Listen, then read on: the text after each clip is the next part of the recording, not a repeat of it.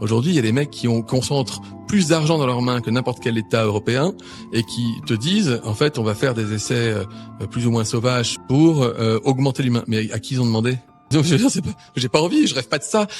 Qu'on fasse de la neuroréparation, oui, mais alors qu'on commence à expliquer que si on n'a pas des implants dans le crâne, on sera déclassé socialement, c'est une forme de pas d'eugénisme, mais c'est une forme en tout cas de tri d'humain. On est pas, la vie c'est pas soleil vert. Et la difficulté, c'est que ces personnes-là, qui ne s'en cachent pas d'ailleurs, hein, en fait, ils font ce qu'ils veulent parce que personne leur dit rien. Ce dont je suis sûr, c'est qu'il est dangereux de donner autant de pouvoir potentiel à des individus comme ça. Et c'est tout le problème en fait.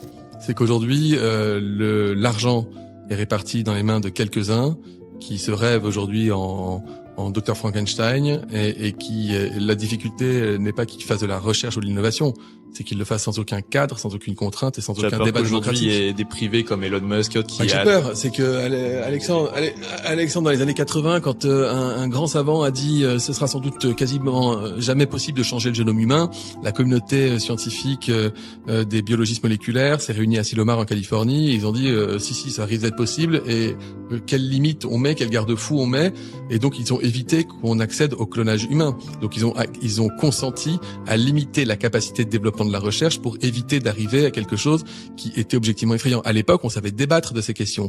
Il y avait des contrôles démocratiques par les communautés scientifiques, par les États.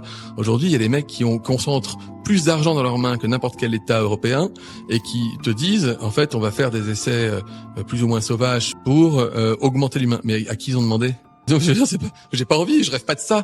Qu'on fasse de la neuroréparation, oui, mais alors qu'on commence à expliquer que si on n'a pas des implants dans le crâne, on sera déclassé socialement, c'est une forme de pas d'eugénisme, mais c'est une forme en tout cas de tri d'humain. On est pas, la vie c'est pas soleil vert. Et la difficulté, c'est que ces personnes-là, qui ne s'en cachent pas d'ailleurs, hein, en fait, ils font ce qu'ils veulent parce que personne leur dit rien.